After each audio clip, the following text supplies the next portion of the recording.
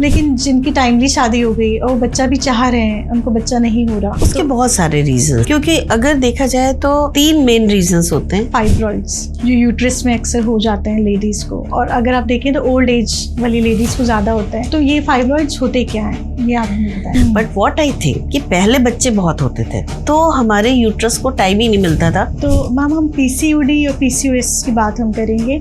ये एक डिजीज है ना, जिसमें आपकी ओवरीज में सिस्ट हो जाते हैं। सभी लोग जानते हैं आजकल, तो ये बहुत कॉमन प्रॉब्लम है। बट इससे प्रेगनेंसी में क्यों रुकावट आती है? क्योंकि PCOS is something which has to be grossly understood by each and everyone in this population. जैसे किसी का शादी हुई, उसको अबॉर्शन हो गया, देन अगर आफ्टर 6 months उसने फिर से कंसीव किया, तो उसका क्या फिर से चांसेस होंगे कुछ ऐसा होने के? हो सकते हैं, कॉज पे डिपेंड करता है। वैसे तो अबॉर्शंस में 50% टाइम पता ही नहीं चलता कि कॉज क्या है। और ये सी सेक्शन कब होता है, मतलब रियल मेडिकली जो कहते हैं ना, बेटा caesarean section is a rescue surgery because पहले के जमाने में। तो हम एक फाइनल मैसेज हमारी यंग गर्ल्स और young ladies and old ladies, तो मैं ये कहना चाहूंगी कि अपने बारे में कॉन्शियस रहने की जरूरत है। अपने बारे में जानकारी होनी चाहिए, अपनी बॉडी एनाटॉमी फिजियोलॉजी के बारे में जानकारी होनी चाहिए। आपको क्या महसूस होता है, आप कैसा फील करते हो, अपनी बीमारी के बारे में जानना चाहिए। हेलो दोस्तों, welcome to speak up with Sumbul. अरे मेरा ही चैनल है, मैंने नाम चेंज कर दिया है बस, क्योंकि सब लोग कह रहे थे कि ये नाम बहुत बड़ा है। तो स्पीक अप विद सुम्बुल आप सब लोगों के लिए। आज हमारे साथ हैं डॉक्टर ईला गुप्ता, एक गायनेकोलॉजिस्ट जिनको 40 से भी ज्यादा सालों का एक्सपीरियंस है। आज वो हमें अपना एक्सपीरियंस बताएंगी। आपको बहुत मजा आने वाला है और आपके सारे सवालों के जवाब आपको मिल जाएंगे। तो चलिए शुरू करते हैं आज का show with doctor Ila Gupta ji के साथ। Welcome ma'am to our show. आपका बहुत बहुत स्वागत है दिल से, हमारे शो पे आने के लिए बहुत बहुत शुक्रिया मैम। थोड़ा आप अपने बारे में बताएंगी हमें। मैं डॉक्टर ईला गुप्ता जी, मैं गायनेकोलॉजिस्ट हूँ और पिछले 40 इयर्स से I am in practice. Initially I was in max Vaishali hospital, but now I am in Cloud9 hospital Patparganj for last 5 years and I am working there. Okay, wonderful ma'am. तो हम gynaecologist जब सुनते हैं तो हम बस यही रहता है कि फीमेल प्रॉब्लम्स से रिलेटेड है, है ना, वो तो है भी। बट ये किस किस स्टेज पे काम आती है, मतलब सिर्फ एक नॉर्मल? तो it is even after birth, even after birth. Then when young girls, newborn girls has bleeding जी per vagina, so mothers come and show us that what is happening to this baby, and actually that is a normal thing to happen because there is a hormonal withdrawal after delivery because mother का hormone होता है जी, तो बच्चे उससे expose हो रहा होता है। तो जब वो डिलीवर होता है तो उसको विड्रॉल ब्लीडिंग होती है वेजाइना से, which is normal. एक्चुअली वो मेरी नीस को हुआ था, तो it was new for us, तो वी ऑल स्टार्टेड क्राइंग कि ये हो क्या गया बच्ची को। She was just 1 or 2 day old. तो अब ये फीमेल से ही है रिलेटेड आपकी फील्ड, लेकिन जो यंग गर्ल्स हैं वो क्यों हेजिटेट करती हैं आज भी गायनेकोलॉजिस्ट के पास जाते हुए? मुझे लगता है नहीं हेजिटेट करती है, नहीं करती है। आजकल बहुत चेंज आ गया है, चेंज आ गया है, and I feel adolescent girls का नंबर बहुत बढ़ गया है आने वाला। और ये तो पेरेंट्स के संग आने वाला कम हो सकता है, अकेले आ जाते हैं सब। अच्छा। और स्पेशली जो हॉस्टल्स में रह रही हैं या कहीं बाहर किसी और सिटी से आई हुई हैं, वो सब आराम से आ जाती है।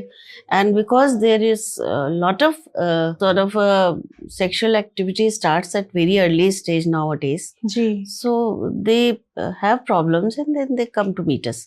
But of course in some population where they are very timid and they don't want to, it may happen, but it is much better than before. आज से 10 साल पहले मैं नहीं देखती थी इतनी एडोलेसेंट गर्ल्स को। हमको उनको प्रमोट करना पड़ता था कि आओ दिखाओ, कोई प्रॉब्लम नहीं है। बट अब कोई दिक्कत नहीं है, एवरीवन बहुत एक्टिव हो गए हैं। एब्सोल्युटली। तो हम स्टेजेस से बात करते हैं, यंग गर्ल्स की हम बात कर रहे हैं, तो सबसे पहला स्टेप तो उनका बड़े होने का, पीरियड्स होना ही है, हार्मोन चेंजेस। बिल्कुल। तो ये इरेगुलर पीरियड्स भी उनको होते हैं, तो इसका क्या कॉमन रीजन है? मतलब सी पीरियड्स का होना एक पर्टिकुलर रीजन है हर फीमेल में। क्यों है? क्योंकि ओवुलेशन होता है, जब पीरियड आता है तो एग्स बनने शुरू होते हैं, और एग्स जब मैच्योर होते हैं, रप्चर होते हैं, और फिर वो अगर प्रेग्नेंट होते हैं तो कंटिन्यू करती है प्रेगनेंसी तो पीरियड नहीं आते, लेकिन अगर कंटिन्यू नहीं करती है प्रेगनेंसी तो पीरियड आते हैं। ये एक साइकिल है which happens in each and every woman every month. But initially when adolescence start bleeding, तब वो उनका जो ब्रेन से हाइपोथैलेमो पिट्यूटरी एक्सिस होता है वो इमेच्योर होता है, इतना मेच्योरिटी नहीं आती है, हार्मोन्स इतने स्ट्रांग नहीं होते हैं, तो यूजुअली उनको पीरियड इरेगुलर होते हैं। तो इनिशियल स्टेजेस पे से अबाउट, अगर मीनार के किसी का आजकल ये भी एक प्रॉब्लम हो गई है, प्रिकॉशियस प्यूबर्टी हो गई है कि बच्चियां बहुत जल्दी मेच्योर हो रही हैं, 7-8 साल पे उनको ब्रेस्ट डेवलपमेंट होना शुरू हो जाता है, उसके बाद फिर वो अप्रॉक्सीमेटली 8 साल पे, 9 साल पे, 10 साल पे तो पीरियड्स आ जाते हैं। तो that is also not a very good idea, because best time is about 9 to 13 years। तो बेस्ट टाइम है उस समय। हाँ, या बट अगर पहले आ जाता है, बहुत पहले आ जाता है, तब तो हमें ये देखना पड़ता है कि उनकी बोन ग्रोथ रुक जाएगी, तो हमें उनको कई बार डिले करना पड़ता है पीरियड्स। अच्छा। बट लेकिन अगर टाइमली आया है तो शुरू के कुछ साल, कुछ महीने उनको इरेगुलर पीरियड हो सकता है, जिसके लिए हमें कुछ भी ट्रीटमेंट लेने की जरूरत नहीं है। ठीक है। इट्स ओनली गिवन ट्रीटमेंट के लिए तब आना पड़ता है जब उनकी ब्लीडिंग इतनी एक्सेस हो जाए कि वो नहीं संभाल पा रही है। अगर उनको 2-3 महीने में एक बार आ रही है तो कोई प्रॉब्लम नहीं है। बस इनिशियली ऐसा होता है कि रुक के आएंगे और वैसा कुछ साल 1 साल 2 साल 3 साल के अंदर चीजें रेगुलराइज हो जाती हैं। ठीक है। अब हम बात कर रहे हैं यंग गर्ल्स की, तो जब इनको पीरियड्स होते हैं तो वो पीरियड क्रैम्प्स या पेन हम कह लें वो भी होता है। बिल्कुल। तो वो कितना होना चाहिए और वो क्या डेंजर साइन है कि हाँ देखो ऐसा, it's a very good question actually Sumbul, because what I feel कि पीरियड में pain is a very very common thing and almost 50 to 60% लड़कियों को होता ही है, which is absolutely okay. But if it is too much then आपको एक बार doctor से कंसल्ट करना चाहिए, क्योंकि एक बीमारी होती है जिसका नाम होता है एंडोमेट्रियोसिस। जी। वो कभी कभी 15-16 ईयर्स की लड़कियों में भी देखा गया है। तो अगर वो शुरुआत हो गई है और हमने उसको इग्नोर किया तो कई बार वो इतनी बढ़ जाती है कि आगे चल के रिप्रोडक्टिव लाइफ बच्चे की बहुत खराब हो जाती है। It's very painful disease. तो इसलिए अगर बहुत सीवियर पेन है कि वो उठ बैठ नहीं पा रही है या बहुत ज़्यादा प्रॉब्लम हो रही है तब, और रिपीटेडली हो रही है, तो डेफिनेटली जो इस तरह की एंडोमेट्रियोसिस वाला पेन होता है वो एक्चुअली 2-4 दिन पहले ही शुरू हो जाता है, और ड्यूरिंग पीरियड्स भी होता है, इवन आफ्टर पीरियड्स भी कई बार होता है।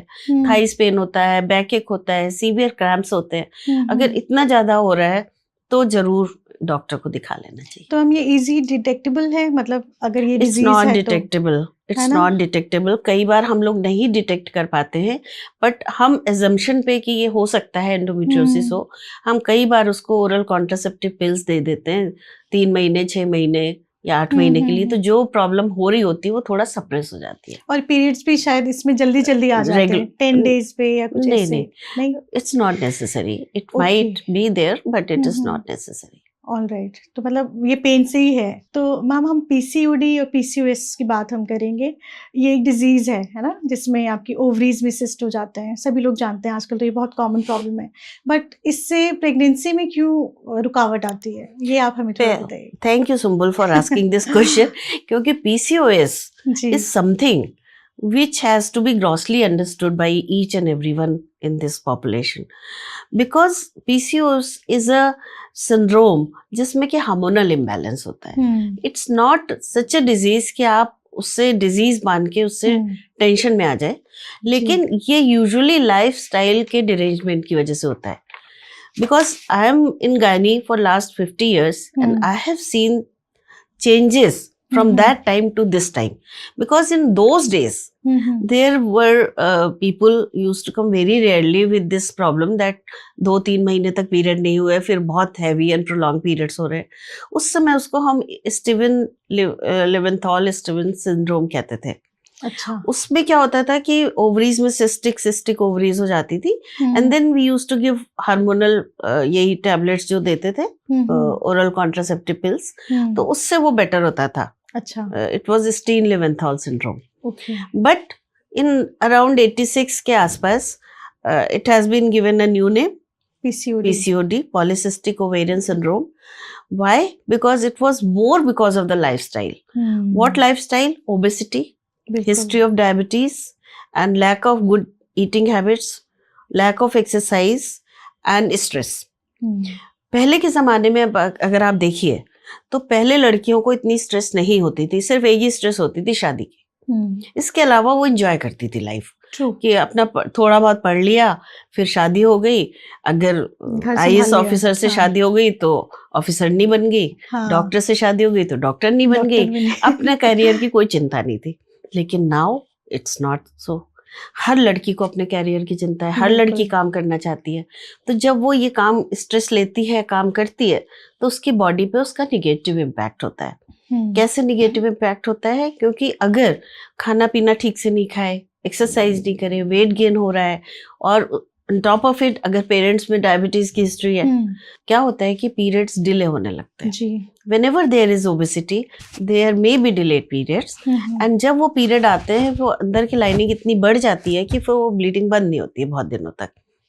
तो ऐसे केसेस में सिर्फ ये नहीं कि पीरियड नहीं आ रहे हैं प्रॉब्लम है, ये जो पीसीओडी होता है ये आगे चल के मेटाबॉलिक डिजीजेस में कन्वर्ट होता है, जो कि हाइपरटेंशन है, डायबिटीज है, obesity itself is a disease.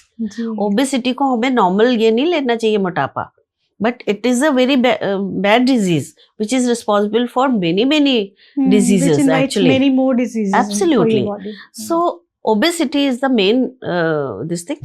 हालांकि लीन पीसीओएस भी होते हैं जो कि बिल्कुल पतले दुबले होते हैं, पर may be because of stress और जेनेटिक स्ट्रक्चर और व्हाटएवर रीजंस बिल्कुल पीसीओएस हो सकता है। लेकिन जो फर्स्ट एंड फॉरमोस्ट ट्रीटमेंट है वो लाइफस्टाइल मॉडिफिकेशन ही है। उसके ऊपर हम जो भी ट्रीटमेंट देते रहे या करते रहे, लेकिन हम लोग ऐसे सोचते हैं कि इसमें डरने की कोई बात नहीं है। अगर आपको साल में 4 बार पीरियड आ रहा है जी, तो initially you should not worry, but you should always practice exercise and meditation and having a lifestyle, good eating habits. That is the most important thing. तो हम ये तो करने के बाद तो क्या मेडिसिन का भी कोई रोल है? जैसे कोई कंसीव करना चाह रहा है तो? हाँ, अब नाउ द क्वेश्चन कम्स कि कंसीव क्यों नहीं होता? इसलिए नहीं होता है कि एग्स जो होते हैं उनकी क्वालिटी खराब हो जाती है, एग्स बनते ही नहीं है। जब एग्स नहीं बनेंगे तो बच्चा कैसे ठहरेगा? ठीक है ना? तो उसकी वजह ये होती है कि जो हार्मोनल इम्बैलेंस हो जाता है, it's shifting towards more male hormones, so there are hair growth जी, right, and there is a kind of hoarseness of voice होने लगती है, पिंपल्स होने लगते हैं, जो एंड्रोजेनिक फीचर्स कहते हैं, जिसमें कि मेल जैसे सिम्टम्स होने लगते हैं, स्किन रफ होने लगती है। ठीक है, तो इन चीजों की वजह से एग बनना कम हो जाता है। तो मेन रीजन वही होता है इनफर्टिलिटी का। लेकिन और भी रीजंस हो सकते हैं, जैसे ओबेसिटी है तो थायराइड भी बढ़ा हुआ हो सकता है, या और कोई रीजंस भी हो सकते हैं।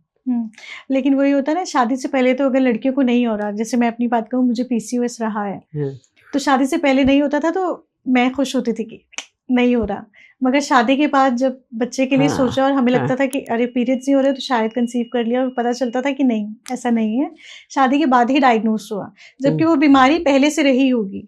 तो अगर आज के ज़माने में क्या कुछ चेंज आप देख रही हैं कि शादी से पहले लोग आके अपना ये ठीक करा रहे हो पीसीओडी का? एक्चुअली क्या है, इसमें फिर वही बात आती है कि शायद पहली बात तो ये है कि हम 19-20 साल से पहले हम पीसीओडी लेवल ही नहीं करते। हम 20 साल के बाद ही कहते हैं कि पीसीओडी है। अच्छा। इवन बहुत सारे लोग कहते हैं कि ओवरी में सिस्ट हो रही है तो उनको बार बार अल्ट्रासाउंड करा के देखें कि सिस्ट खत्म हुई कि नहीं हुई, खत्म हुई। इसकी कोई जरूरत नहीं है। जो पॉलीसिस्टिक है वो इस वजह से है कि उसमें जो उसकी ऊपर की लाइनिंग होती है वो इतनी थिक हो जाती है कि एग उससे रिलीज होके बाहर ही नहीं आ पाता, वहीं इंट्रैप्ड हो जाता है। तो पेरिफेरली तमाम सारे छोटे छोटे फॉलिकल्स उसमें अरेंज हो जाते हैं। तो that gives a picture of, या वो एक पीसीओडी की पिक्चर होती है, जिसको कहते हैं पीसीओएस मॉर्फोलॉजी। वो अल्ट्रासाउंड में दिखती है। लेकिन अगर कोई और सिम्टम नहीं है, खाली पीसीओएस मॉर्फोलॉजी है, तो एकदम से हम नहीं कह सकते कि पीसीओएस है। तो मेनली वो ये कि मेनली तो जब तक आपको सब चीजें होनी चाहिए, उसमें डिलेड पीरियड्स हैं, या मतलब 3 में से 2 चीजें तो होनी ही चाहिए। या तो आपको कोई सिम्टम्स है, या हार्मोनल लेवल में गड़बड़ी आ रही है, या अल्ट्रासाउंड में कुछ आपका एबनॉर्मल आ रहा है, तब 3 में से 2 क्राइटेरिया होंगे, तब हम उसको पीसीओएस लेवल करते हैं। तो अगर हम अपना लाइफस्टाइल बदलें और डॉक्टर की हेल्प लें तो ये अब थोड़ा कंट्रोल भी हो सकती है। क्योर तो नहीं होती है शायद, क्योर का ये है कि अगर आप अपना लाइफस्टाइल ठीक रखोगे इवन आफ्टर हैविंग बेबीज, तो ये फर्दर आपको डायबिटीज और हाइपरटेंशन जैसी बीमारियों से भी बचाएगा। तो lifestyle is the most important thing overall. ठीक है मैम। तो मैम अगली कॉमन प्रॉब्लम है फाइब्रॉइड्स, जो यूट्रस में अक्सर हो जाते हैं लेडीज़ को, और अगर आप देखें तो ओल्ड एज वाली लेडीज़ को ज़्यादा होता है। तो ये फाइब्रॉइड्स होते क्या हैं, ये आप हमें बताएं। बेटा ऐसा होता है कि यहाँ पे मैं अपना नोशन बोल रही हूँ, I am not talking about the fact, but what I think कि पहले बच्चे बहुत होते थे, तो हमारे यूट्रस को टाइम ही नहीं मिलता था। वो एक बार बच्चा हुआ, फिर पैदा हुआ, फिर 1-2 साल में हो गया। तो जो हमारा हार्मोन होता है ईस्ट्रोजन, वो हार्मोन से यूट्रस का एक्सपोजर कम ही होता था, क्योंकि जब 9 महीने बच्चा होता है तो वो ईस्ट्रोजन हार्मोन कम रहता है और इतना उसको यूट्रस को हाइपरट्रॉफी नहीं करता, बढ़ाता नहीं है। तो लेकिन जब बच्चे 1 या 2 होने लगे, और वो भी लेट एज पे होने लगे, 30 साल के बाद होने लगे, तो आप जब से आपकी प्यूबर्टी हुई 13-14 साल से लेके 30 साल तक कंटिन्यूअसली यूट्रस उस ईस्ट्रोजन हार्मोन से एक्सपोज हो रहा है, जो कि उसको उसमें चीजों को इंक्रीज करता है, अंदर की लाइनिंग बढ़ाता है, यूट्रस का साइज बढ़ाता है, ओवरी में सिस्ट पैदा करता है। तो ऑल दोज थिंग्स हैपन। तो अगर इसलिए आजकल फाइब्रॉइड ज्यादा होने लगे हैं, क्योंकि it is because of the hormonal influence uterus की वॉल में टिश्यू गैदरिंग जैसी हो जाती है। उसको छोटा सा ट्यूमर कह लो, रसौली कह लो, उसको हम फाइब्रॉइड कहते हैं। तो हम इसके सिम्टम्स क्या होते होंगे फाइब्रॉइड्स के? कभी कभी बिल्कुल कोई सिम्टम नहीं होता है। अच्छा। और अगर हम अल्ट्रासाउंड करें तो 30-40 लेडीज को जिनको कोई प्रॉब्लम नहीं है, छोटे मोटे फाइब्रॉइड सभी को होते हैं। अच्छा। As I told you, reason is कि अगर जिनके ज्यादा बच्चे होते हैं उनके यूजुअली कम होते हैं, लेकिन अगर हम कम बच्चे पैदा करेंगे तो डेफिनेटली यूट्रस को टाइम मिला हुआ है, वो ग्रो करेगा। मगर मैम मैं एक ऐसी लेडी को जानती हूँ, मतलब मेरी फैमिली में कह लीजिए, उनके 6 हैं बच्चे, फिर भी फाइब्रॉइड है, फिर भी फाइब्रॉइड है, शी इज अराउंड 65। तो वो क्या, what could be the reason? Actually reason उनका हार्मोनल एक्सपोजर ही होता है। और यूट्रस की एक्टिविटी के हिसाब से होता है। एग्जैक्टली हम पिन पॉइंट नहीं कर सकते कि किस रीजन की वजह से फाइब्रॉइड बढ़ा। मैंने कहा ना, ये मेरा नोशन है जो मैं बोल रही हूँ, लेकिन हाँ, क्यों फाइब्रॉइड होता है इसकी अभी कोई ऐसी वजह नहीं मालूम। लेकिन ये कि फाइब्रॉइड एक ट्यूमर है जो कि यूट्रस में होता है, और it's a benign tumour, it's not cancerous. इसको रसौली है, इट इज नॉट कैंसरस। तो उससे डरने की जरूरत नहीं है।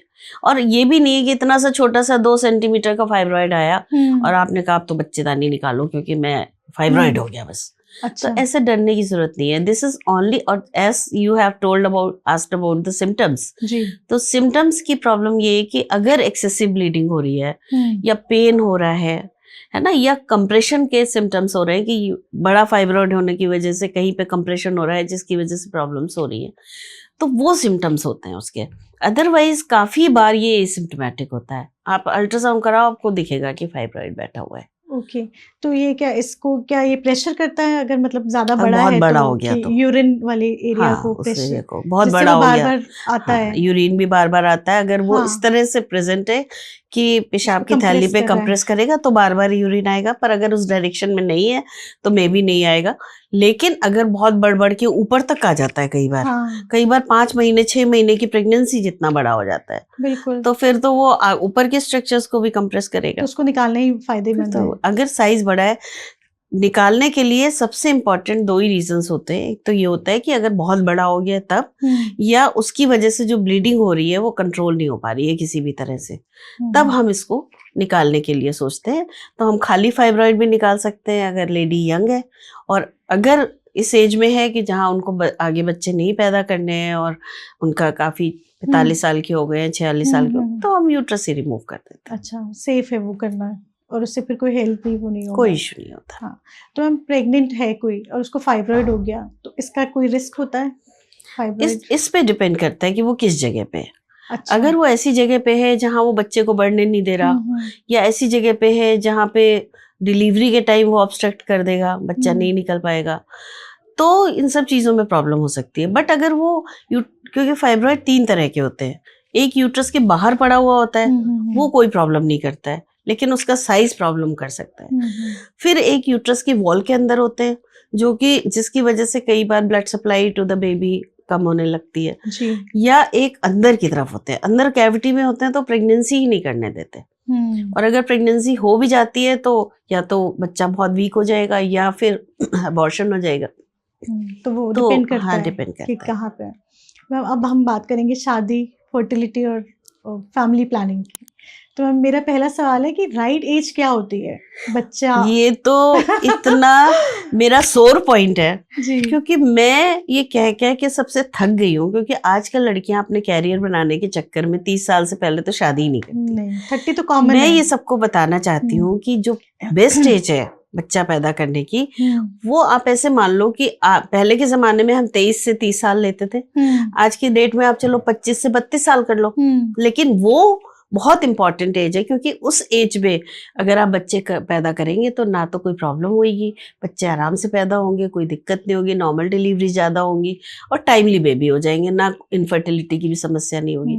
लेकिन अगर आप सोचो कि 32 साल पे शादी करो, फिर 3 साल आप हनीमून मनाओ और 36-37 साल के बाद आप सोचो अब हम प्लान कर लें, तो अंडे खत्म। वो तो एक रिजर्व होता है उनका तो। और अंडों की एक लिमिटेड संख्या होती है जो कि औरत जब पैदा होती है तभी डिटरमिन्ड हो जाती है कि इस लेडी के शरीर में इतने मिलियन अंडे बनेंगे, और वो हर पीरियड के टाइम पे 8-10 अंडे रिलीज होते रहते हैं। तो अगर अर्ली प्यूबर्टी हो तो वो जल्दी चला जाएगा, है ना। तो अगर हमने बहुत डिले किया, एक तो ये भी है कि एक्स बनने की दिक्कत आ जाती है, दूसरी ये दिक्कत आ जाती है कि अगर आप बहुत दिनों तक सेक्सुअली एक्टिव हो और आप बच्चा नहीं पैदा कर रहे हो तो इन्फेक्शंस होने लग जाते हैं तमाम तरीके के। फिर क्या होता है कि अगर आप किसी ने बच्चे नहीं पैदा करने इसलिए अबॉर्शन करा लिया, पहला अबॉर्शन कभी भी नहीं कराना चाहिए। फर्स्ट बेबी अगर हो गया है तो उसको पैदा कर लो, पेरेंट्स तो हमेशा ही तैयार रहते हैं लेने के लिए, है ना। तो अगर वो कर लेते हैं तो फिर उसके सेकेंड बेबी के टाइम पे आप लीज ले सकते हो कि भाई अब ज्यादा टाइम बात कर लो, लेकिन टाइमली बेबी करना बहुत जरूरी है। और अगर किसी लड़की की देर से शादी हो रही है तो उसको इसको प्रायोरिटी देनी चाहिए कि बात के सब घूम फिर लेंगे, लेकिन अगर ये टाइम निकल गया तो फिर बेबी होने में बहुत दिक्कत होती है। और हमने देखा भी है लोग सर पटकते हैं बाद में अबॉर्शन कराने के। आजकल एक तरीका है, उसका तरीका ये कि अगर आपने मान लो 34-35 पे शादी की है और आप 1 साल तक बच्चा नहीं करना चाह रहे या 2 साल तक नहीं करना चाह रहे, फिर तो ठीक है। लेकिन अगर आप बहुत ज्यादा टाइम लगा रहे हो तो उस हालत में हम उनके एग्स प्रिजर्व कर लेते हैं, oocyte रिट्रीवल करके उनको फ्रीज कर लेते हैं, और जब उनको जरूरत हो कि भाई अब हम करना चाहते हैं तो वो उसको अपने अंदर इंसर्ट कर लेते हैं और प्रेगनेंसी कर लेते हैं।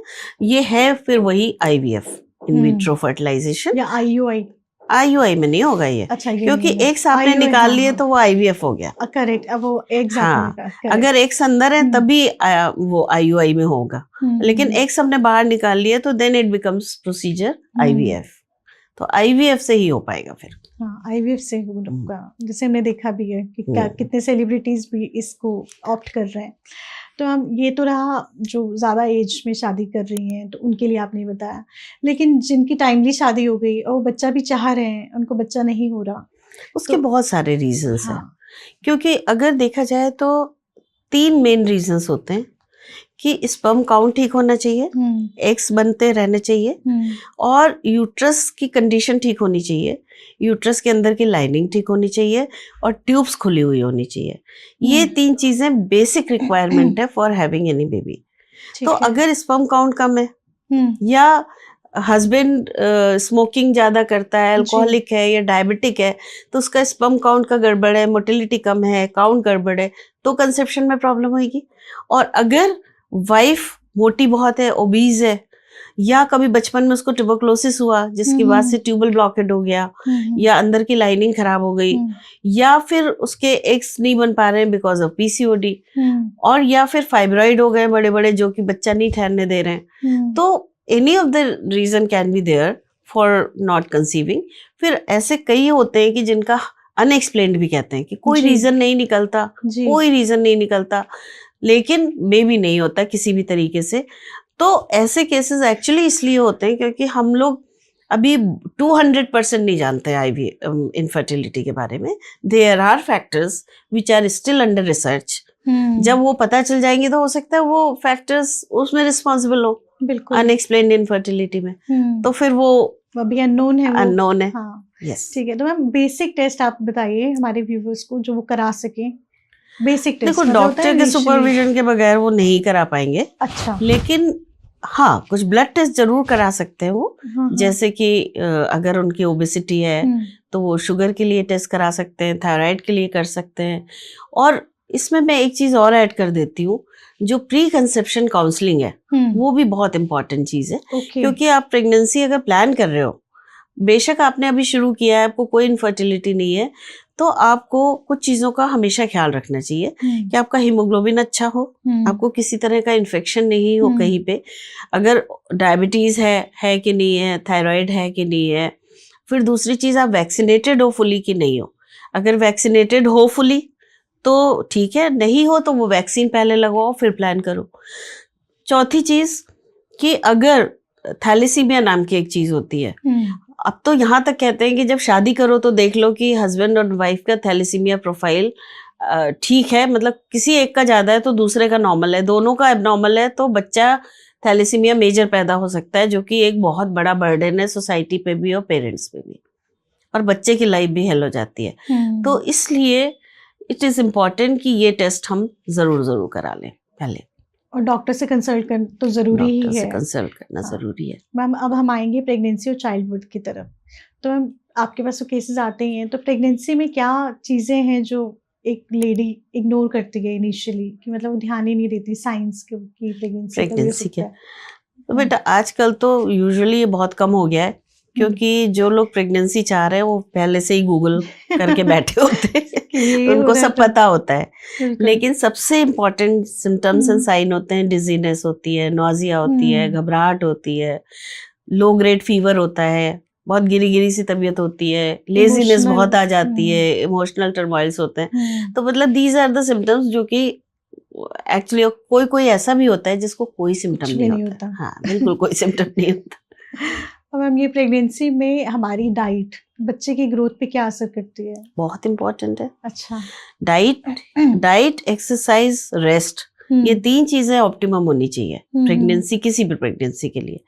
हम लोग पहले के जमाने में तो बच्चे घर पे हो जाया करते थे, लेकिन हम लोग क्या करते हैं, हम लोग सुपरवाइज करते हैं। ऐसा नहीं होता कि बच्चे को करने में कुछ हम एक्स्ट्रा जादू टोना करते हैं। बच्चा अपने आप ही होता है। द ओनली थिंग इज कि जहां जहां गड़बड़ है वहां हम उसको स्ट्रेटन कर देते हैं, चीजों को बेटर कर देते हैं। तो दैट्स वाई सुपरविजन की जरूरत होती है। तो diet is one of the very integral part of it, and one should always learn कि high protein diet is the most important thing. Proteins क्या क्या होती है? नॉनवेज तो है ही है, प्रोटीन अंडे है, और लेकिन जो वेजिटेरियंस है वो क्या खाएं? तो उनके लिए दूध, दही, पनीर, स्प्राउट्स हैं, काले चने हैं, छोले हैं, राजमा है, लोबिया है, मटरा है, ऑल सॉर्ट ऑफ दाल्स, बिल्कुल, और सोयाबीन्स, यही हमारे पास टोफू, ये हमारी प्रोटीन्स है। तो हमें हर मील में 30% के करीब प्रोटीन इंक्लूड करनी ही करनी चाहिए, और सैलेड एंड फाइबर भी होना चाहिए, वाटर इनटेक बहुत अच्छा होना चाहिए, ठीक है ना, तभी हम लोगों की प्रेगनेंसी अच्छी रहती है। तो डाइट और proper exercise and proper rest, ये नहीं कि ओवरबर्डन हो गए, ये भी नहीं कि बहुत लेजी हो गए, रोज फ्रूट्स नट्स खा रहे हैं, बादाम काजू, और बिस्तर पे बैठे हैं, तो फिर पता चला मोटे हो गए, बच्चा भी मोटा हो गया, फिर वो नॉर्मल डिलीवरी नहीं हो रहा है, फिर सिजेरियन में लैंड अप कर रहे हैं, या बच्चे को मतलब इवेंचुअली मदर को डायबिटीज हो गई, हाइपरटेंशन हो गया, तो ये फिर हाई रिस्क प्रेगनेंसी हो जाती है। हाँ, मतलब खाना है मगर हेल्दी खाना है, हेल्दी खाना है, अंडर सुपरविजन खाना है, और लिमिट इस तरह से खाना है। मैं मानती हूँ कि खाना एक अपॉर्चुनिटी है जी, बच्चे की ग्रोथ के लिए, तो उसको कम से कम कुरकुरे और चिप्स से बर्बाद ना किया जाए। जब आपको भूख लगे आप कोई पौष्टिक चीज ही खाओ। That's my takeaway for everyone. जो खाएंगे वो उसको जाएगा। और मैं वॉक इन एक्सरसाइजेस आपने बताया कि सेफ है, कोई मतलब अगर अंडर सुपरविजन होना चाहिए, क्योंकि आपको नहीं पता कि कितना चलना है, कितना नहीं चलना है, कौन सा पोस्चर लेना है, कैसे बैठना है ना। कई बार बैकएक होता है, उसके भी रीजंस अपने पोस्चर में ही छुपे होते हैं। तो वो सब चीजें हमको फिजियोथेरेपिस्ट भी बताते हैं, थोड़ा बहुत डॉक्टर्स भी बताते हैं, वो बिल्कुल रेगुलरली करना चाहिए। अब हम जैसे किसी का शादी हुई और उसका अबॉर्शन हो गया, एंड देन अगर आफ्टर 6 months उसने फिर से कंसीव किया, तो उसका क्या फिर से चांसेस होंगे कुछ ऐसा होने के?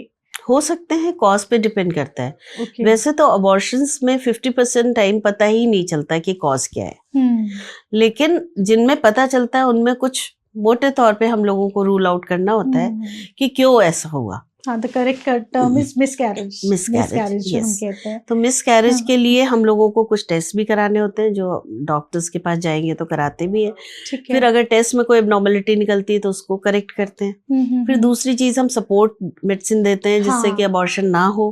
और फिर फोर्थ, इंजेक्शंस हाँ, जैसे वीकली लगते हैं कुछ, जो भी है, मतलब है ना? बहुत सारी बहुत चीजें हैं सारे। उसमें। हाँ, वो इतना डिस्कस करना मुश्किल है और जी जी जी, पेशेंट समझ बहुत भी नहीं वाइड पाएंगे। रेंज है। हाँ जी। द ओनली थिंग इज कि हमें ये देखना होता है कि बेबी ठीक है कि नहीं ठीक है। अगर एक बार मिसकैरेज हुआ है तो हम यूजुअली ज्यादा टेस्ट नहीं कराते, सेकेंड टाइम हम ऐसे ही ले लेते हैं। लेकिन अगर 2 अबॉर्शंस हो गए तो फिर हम बहुत सारे टेस्ट कराते हैं। और उसके साथ साथ सेकेंड अबॉर्शन के टाइम पे बच्चे का हम जेनेटिक टेस्ट भी कराते हैं, देखने के लिए कि कहीं ऐसा तो नहीं है कि बच्चा बार बार एबनॉर्मल हो रहा है, because mother and father are carrier of some disease. जी। तो फिर उसमें जेनेटिक का रोल आ जाता है, तो फिर हमें उसको भी देखना पड़ता है। उसको भी पूरा ठीक से देख के करना पड़ता है। बिल्कुल। Ma'am, during 9 months what are the most important test for the woman who is pregnant? मतलब क्योंकि कुछ, मैं इसलिए पूछ रही हूँ क्योंकि कुछ लोग अवॉइड करते हैं, वो बोलते हैं अरे डॉक्टर ने ऐसे ही लिख दिए, क्यों ही कराएं। होता है एक्चुअली क्या है कि मैं एक बताना चाहूंगी कि मेरी एक फ्रेंड बहुत सुदूर कहीं विलेज में प्रैक्टिस करती है। तो एक दिन उसने मुझे कोई पेशेंट भेजा, तो मैंने उससे कहा उसके क्या क्या टेस्ट हुए। तो उन्होंने सिर्फ 4 टेस्ट कराए हुए थे। शायद हीमोग्लोबिन कराया था, यूरिन टेस्ट कराया था, एक ब्लड शुगर कराया था जी। और एक और कोई थायराइड कराया हुआ था। तो मैंने पूछा और बाकी टेस्ट? तो ना हम तो यही कराते हैं। ठीक है। तो देन आई रियलाइज कि जैसे जैसे बीमारियों के फेहरिस्त लंबी होती जा रही है, जैसे जैसे लड़कियों की एज आगे चलती जा रही है, हमारे पास टेस्ट की लिस्ट भी बढ़ती जा रही है। अगर हम नहीं कराते हैं और उसमें कुछ पॉजिटिव होता है, तो कल को मदर को अगर कुछ एबनॉर्मलिटी हो, बच्चे को कोई एबनॉर्मलिटी हो, तो फिर कहाँ जाएंगे? नहीं होगा वो। हाँ, वो कहेंगे डॉक्टर ने लिख के नहीं दिया। और डॉक्टर लिख के देंगे और वो नहीं कराएंगे तो भी उन्हें प्रॉब्लम हो सकती है कि डॉक्टर ने। और कई बार तो जो मैंने कहा, जैसे कुछ लोग तो लिख के देते ही नहीं है, क्योंकि वो सोचते हैं मरीज यहाँ का अफोर्ड नहीं कर पाएगा, हम नहीं कराएंगे। लेकिन अभी मैंने जैसे बताया कि थैलीसीमिया है, अगर उसका टेस्ट नहीं कराया तो प्रॉब्लम हो जाएगी। वायरल मार्कर है, अगर कोई HIV पॉजिटिव है और हमने टेस्ट नहीं कराया तो प्रॉब्लम हो जाएगी।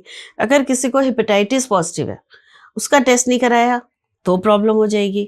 या फिर हमें पता नहीं है कि उस एक हम लोगों को वैक्सीनेशन जो चिकन पॉक्स का और रुबेला का लगता है और हेपेटाइटिस का भी लगता है, अगर वो नहीं लगे हुए हैं और पेशेंट को ड्यूरिंग प्रेगनेंसी ये सब बीमारियों में से कोई हो जाए तो बच्चा और मदर की प्रॉब्लम हो जाएगी।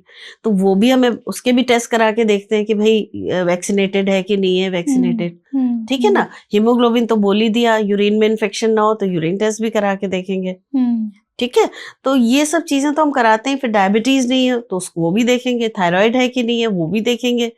ठीक है ना। तो ये सारे टेस्ट तो बेसिक टेस्ट हम कराते हैं हर पेशेंट में, और ये जरूरी होता है। एक वो भी होता है ना, ग्लूकोज टॉलरेंस टेस्ट, वही शुगर का टेस्ट होता है। और GCT इसलिए जरूरी है क्योंकि खाली फास्टिंग और BP शुगर से कई बार पता नहीं चलता है, क्योंकि ये GDM होती है। जैसे ओवर डायबिटिक्स है, जैसे कोई डायबिटिक है, उसका फास्टिंग कराओगे तो वो आ जाएगा 150 या 120 आ गया, आपको पता चल गया। पर GDM में क्या होता है, जो जेस्टेशनल डायबिटीज होती है, it is known as gestational diabetes mellitus. तो उसमें जब मदर को 3rd, 4th, 5th मंथ में एकदम से शुगर के लिए टॉलरेंस वो हो जाती है, बहुत गड़बड़ हो जाती है। तो उसमें क्या होता है कि जैसे ही मरीज शुगर पीता है तो उसका शुगर शूट करता है। तो GCT जो टेस्ट होता है वो ये बताता है, हम 75 ग्राम ऑफ ग्लूकोज पिलाते हैं, उसके 2 घंटे बाद अगर शुगर टेस्ट करते हैं तो हमें अगर वो मोर देन 140 आ रहा है तो इसका मतलब इसको GDM डेवलप हो रहा है। अच्छा। और अगर वो 120, 100 ऐसे आता है तो फिर हम सोचते हैं इट इज ऑल राइट। फिर भी हम पूरी प्रेगनेंसी में 2 बार तो ये टेस्ट करा ही लेते हैं कि ऐसा नहीं हो कि अभी नहीं आया लेकिन 2 महीने बाद फिर आ जाए। और अगर अब आप ये भी पूछो कि डायबिटीज अगर आ जाए तो क्या होगा जी, क्या होगा? अगर शुगर बढ़ जाती है ड्यूरिंग प्रेगनेंसी तो सबसे पहली चीज होती है कि अबॉर्शन हो जाता है, अक्सर, नॉट ऑलवेज, बच्चे में कंजेनाइटल एबनॉर्मलिटीज आ जाती हैं, और सबसे इम्पॉर्टेंट चीज है सडन हार्ट बीट चली जाती है। ऐसा कितनी बार हुआ है कि हमारे पास पेशेंट आया कि बच्चा पेट में मर गया है, और जब हमने उसका शुगर कराया तो बहुत हाई था, तो क्या और किसी ने टेस्ट नहीं कराया उसका। मैम क्या मंथ्स होते होंगे ये, मतलब जो आप केस बता रही हैं? देखो, अगर किसी को फर्स्ट मंथ से भी हाई हो जाता है, तो इसलिए हम मैंने पहले हम लोगों को ये जो हमारी गाइडलाइंस है ये कहती थी कि आप 4th मंथ पे कराओ, 5th मंथ पे कराओ, शुरू में सिर्फ फास्टिंग शुगर करा लो। लेकिन मैं देखती हूँ कि कई बार फर्स्ट 3 मंथ्स में भी शुगर के लिए टेस्ट पॉजिटिव आ जाता है, तो हम शुरू से ही, और वैसे भी मैं हर लेडी को बोल देती हूँ कि तुम्हें चाहे शुगर है चाहे नहीं है, तुम चीनी अपनी लिमिटेड रखो। हाँ, ओवर एक्सेस हर चीज की बुरी है, चाहे नमक हो चाहे चीनी हो। और बाहर का खाना मैं बिल्कुल नहीं खाने देती किसी को, क्योंकि बाहर हाइजीन बहुत पुअर होती है, और उसकी वजह से बहुत सारे कॉम्प्लिकेशंस होते हैं। और गैस्ट्रिक इश्यूज होते हैं फीमेल को, प्रेग्नेंट वुमेन को, जो कि वो कुछ ले भी नहीं सकती ना इनिशियली, मेडिसिन तो कुछ नहीं ले सकती। नहीं लेती है, मेडिसिन दे सकते हैं, मेडिसिन देते हैं, लेकिन उसका एक्सपोजर होता है ना फिर मेडिसिन का। अब बच्चे में माना कोई दिक्कत नहीं आ रही, लेकिन कभी हो भी सकता है कोई प्रॉब्लम हो जाए, अवॉइड ही करना चाहिए। लेकिन जो अगर लेना है तो अंडर डॉक्टर सुपरविजन, अपने आप से सेल्फ मेडिकेशन प्रेगनेंसी में कभी नहीं करना चाहिए। मैम ये एक प्रैक्टिस कह लीजिए, एक मिथ कह लीजिए, अल्ट्रासाउंड तो होते ही हर स्टेज पे बच्चे की ना। आजकल तो जो आजकल की डॉक्टर्स हैं वो तो एक 6 वीक्स पे होगा, एंड देन एक महीने के बाद होगा, बहुत जल्दी मतलब कहते हैं बहुत जल्दी कराती हैं। तो इस पे आपका क्या कहना है? क्योंकि लोग कहते हैं कि उसका ना अल्ट्रासाउंड का असर बच्चे पे पड़ता है, तो इज इट? कौन कहता है? पुराने लोग कहते हैं ना कि ज्यादा अल्ट्रासाउंड नहीं कराने चाहिए, जैसे मेरी फ्रेंड्स थी। देखो ऐसा है, जब शुरू में कोई भी चीज आती है ना, तो डर होता है, सभी को डर होता है ना।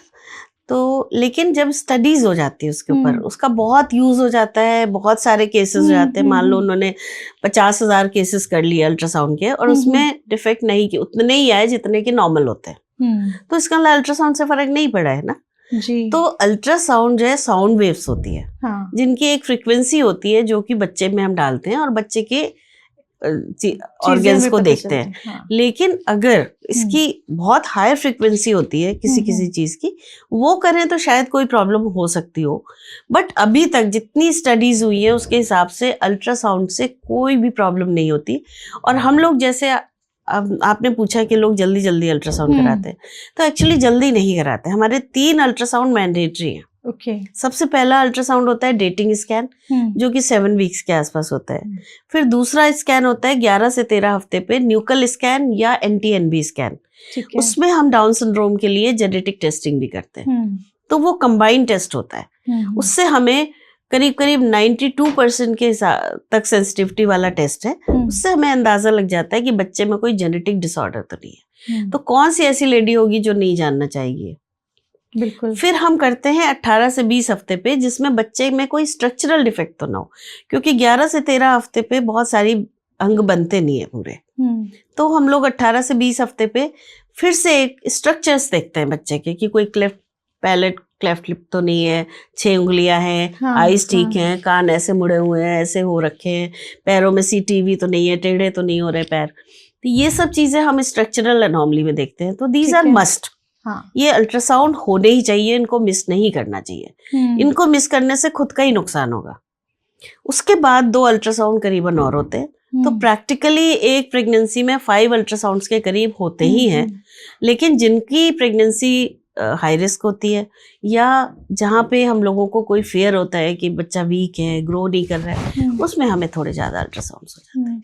और जैसे आप एनामली स्कैन आपने बताया, इसमें आप देखती हैं अगर कुछ है गड़बड़, तो क्या उसका कोई इलाज होता है कि आप कोई मेडिसिन? देखो बेटा, अगर 2 तरह की एबनॉर्मलिटीज होती है, करेक्टेबल होती है, एक नॉन करेक्टेबल होती है।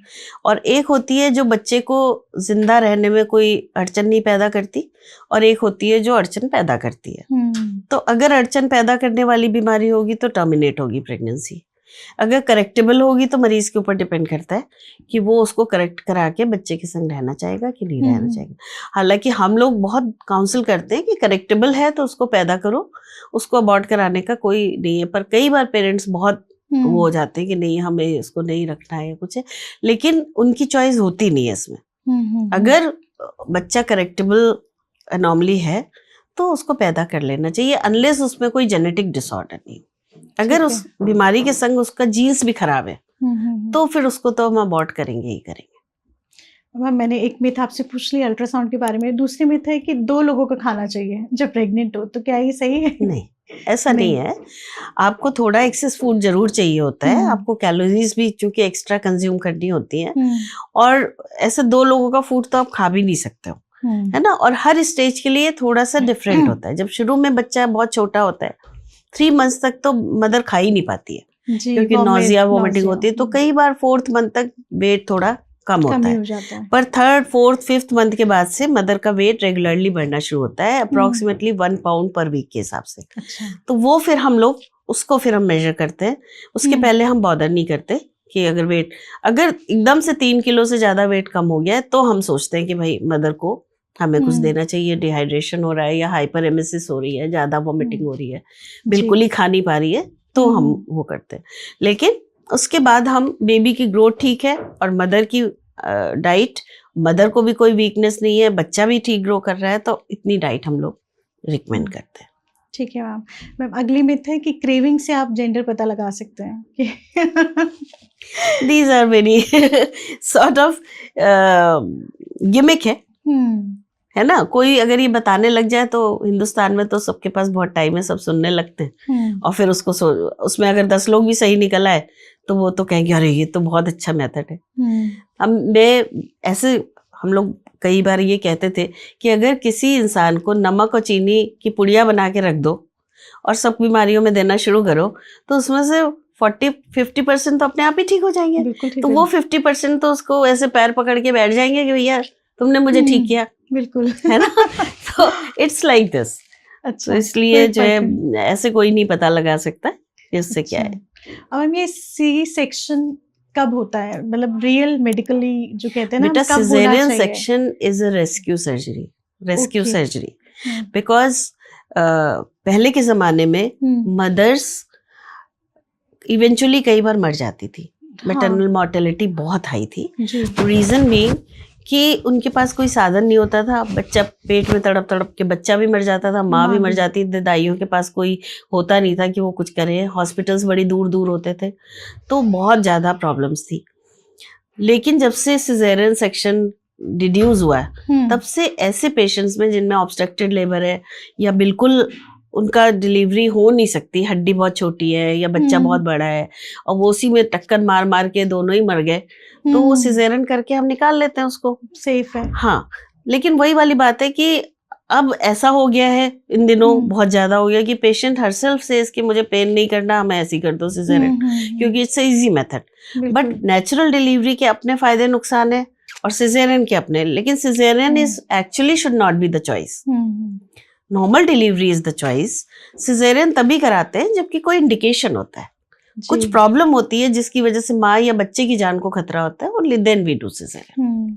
जैसे बच्चे का वेट ज्यादा है या हाँ, कुछ भी ऐसे हो सकता है, आड़ा बच्चा है, प्लेसेंटा लो लाएंगे, बच्चा उससे निकल ही नहीं सकता, या फिर बच्चा बहुत वीक है, जैसे ही दर्द झेलेगा मर जाएगा, या उसकी धड़कन बिल्कुल कम हो जाएगी, या बच्चे ने अंदर पॉटी निकाल दी है, उसको ऑक्सीजन की कमी हो गई है। तो बहुत सारे ऐसे इंडिकेशंस हैं जिसमें हमें सिजेरियन करना ही पड़ता है। लेकिन आजकल एक इंडिकेशन जुड़ गया है ऑन मदर्स रिक्वेस्ट, जो कि टू द ट्यून ऑफ 20% के करीब है। लेकिन जो कुछ नॉर्मल भी कराना चाहते हैं तो वो नॉर्मल नहीं करा पा रहे, उल्टा होता है। जो नॉर्मल चाह रहे होते हैं उनका वो सिजेरियन हो जाता है, और जो सिजेरियन जिनका हम नहीं चाह रहे होते हैं वो कराने को तैयार नहीं होते नॉर्मल। बिल्कुल। तो हम सी सेक्शन की बात करें हम या नॉर्मल की बात करें, तो इन दोनों केसेस में एक लेडी की बॉडी कब नॉर्मल होती है? कुछ फर्क नहीं पड़ता, कोई फर्क नहीं पड़ता, कोई डिफरेंस नहीं है। दोनों में मैं बता सकती हूँ कि सिजेरियन में क्या प्लस पॉइंट है और नॉर्मल डिलीवरी में क्या प्लस पॉइंट है और क्या नेगेटिव पॉइंट है। विजाइनल डिलीवरी की ये पॉजिटिव पॉइंट है कि इट्स नेचुरल, ठीक है, और उसके बाद पेशेंट बिल्कुल ठीक होती है, बच्चे को अपना दूध पिलाती है, उसी समय उठ के खड़ी हो जाती है, 2 घंटे बाद खाना पीना सब कुछ बढ़िया हो जाता है। लेकिन उसका निगेटिव पॉइंट ये है कि जिस सेंसिटिव एरिया से बच्चा निकलता है वहां पे अगर कोई टीयर हो जाए या एक्सीडेंट हो जाए या एनल इंजरी हो जाए या यूरिनरी ब्लैडर को प्रेशर ज्यादा देर पड़ जाए, तो आगे चल के यूरिनरी इनकॉन्टिनेंस, एनल इनकॉन्टिनेंस, ये सब चीजें होने लग जाती हैं, जिसकी वजह से लाइफ काफी प्रॉब्लमेटिक हो जाती है। देन कई बार विजाइना इतनी लैक्स हो जाती है कि उनको फिर सेक्सुअल प्लेजर ही खत्म हो जाता है। तो ये चीजें कुछ होती है। और कई बार डिफिकल्ट डिलीवरी जो होती है, जिसमें हम बच्चे को फोर्सेप्स से खींच के निकालते हैं, उसमें बच्चे को भी कई बार नुकसान होता है कि उसको अब्स पैल्सी हो गई या कुछ और प्रॉब्लम हो गई। तो विजाइनल में ये प्लस माइनस पॉइंट। सिजेरियन का क्या है कि it is an easy thing. जब नहीं हो रहा है तो caesarean is the very good thing. आजकल के जमाने में सिजेरियन काफी परफेक्टली किया जाता है, इसलिए उसके कॉम्प्लिकेशंस बहुत कम हो गए हैं। पहले इन्फेक्शन होता था बहुत ज्यादा, या सूचर्स फट जाते थे, या एंटीबायोटिक इतनी अच्छी नहीं थी, लेकिन अब ऐसा कुछ नहीं होता। 99% सिजेरियंस ठीक रहते हैं। लेकिन उसका निगेटिव पॉइंट ये है कि एक बार सिजेरियन हो गया तो फिर अगली बार भी मोस्ट प्रोबेबली सिजेरियन ही होगा, क्योंकि अगली बार आप नॉर्मल कराओगे तो फिर रिस्क काफी बढ़ जाता है, क्योंकि कई बार स्कार डेहिसेंस हो जाता है या कुछ हो जाता है। लेकिन अगर कई बार नॉर्मल हो भी जाती है सिजेरियन के बाद सेकेंड टाइम, तो उनके स्टिचेस को कितना टाइम लगता होगा हील होने में सिजेरियन के? विदिन अ वीक हील हो जाते हैं। वो कहते हैं 7 लेयर्स हैं तो it takes time around 1 week में सब एक साथ होता है। अच्छा, ऐसे नहीं होता है कि एक लेयर आज हील होगी, एक कल होगी, एक परसों होगी। इट्स अ मिथ कि वो 1.5 साल लगाएगा ठीक होने में। Not at all, not. अच्छा, ऐसा नहीं है। अब मैम ये ब्रेस्ट फीडिंग का इन दोनों केसेस में क्या है? दोनों में ब्रेस्ट फीडिंग करनी चाहिए, मतलब खूब अच्छे से करनी चाहिए। मतलब जिससे लोग कहते हैं ना सिजेरियन हो गया तो ऐसा कुछ नहीं है। कई बार नॉर्मल डिलीवरी में भी फीड नहीं आता। सिजेरियन में थोड़ी सी प्रॉब्लम होती है, कुछ हॉस्पिटल वाले बच्चे को देर से देते हैं, वहां प्रॉब्लम होती है। जहां बच्चे को उन्होंने टाइमली दिया, जैसे ही बेबी डिलीवर हो के आया, एक तो गोल्डन आवर होता है, जिधर बच्चा निकला उधर बच्चे को ब्रेस्ट से लगाना चाहिए। उस समय अगर उस शकल कर लेता है तो रिफ्लेक्स शुरू हो जाता है ब्रेस्ट मिल्क आने का। अगर आपने जितनी देर से आप शकल कराओगे बेबी को, उतनी देर से दूध उतरेगा। इसलिए इट बिकम्स इम्पोर्टेंट कि जैसे ही बेबी पैदा हो तुरंत ही बच्चे को ब्रेस्ट से लगा दो, चाहे नॉर्मल डिलीवरी हो चाहे सिजेरियन हो। वो लगा देते हैं ना, आपको स्किन टच देते हैं। स्किन टच तो देते ही हैं, निपल भी, ब्रेस्ट भी शकल कराते हैं उससे, सो दैट कि उसको जो सकलिंग रिफ्लेक्स है बच्चे के शकल करने से निपल से, उसी से ब्रेन में चेंजेस होते हैं, उसी से दूध उतरता है। तो अगर मिल्क आपको चाहिए कि मदर को नॉर्मल मिल्क प्रोडक्शन हो, तो उसके लिए आपको ये सकलिंग जितनी जल्दी है उतनी जल्दी स्टार्ट करें। मैम मेरा अगला सवाल है कि अब आजकल हम बहुत सुन रहे हैं पोस्टपार्टम डिप्रेशन, तो क्या गायनी हेल्प करती है इसमें पेशेंट को? मतलब आपका रोल है बिल्कुल इसमें? बिल्कुल रोल है। हम ही को तो बताएगी, हम ही डायग्नोज करेंगे। अच्छा। क्योंकि अगर मदर को हो रही है कोई प्रॉब्लम, और उसको ऐसे नहीं सोचना चाहिए कि बिकॉज बेबी की वजह से या जो प्रॉब्लम्स हो रही हैं, सिजेरियन है या विजाइनल डिलीवरी में एपिजियोटमी पेन है, या उसकी वजह से उसको डिप्रेशन हो रहा है।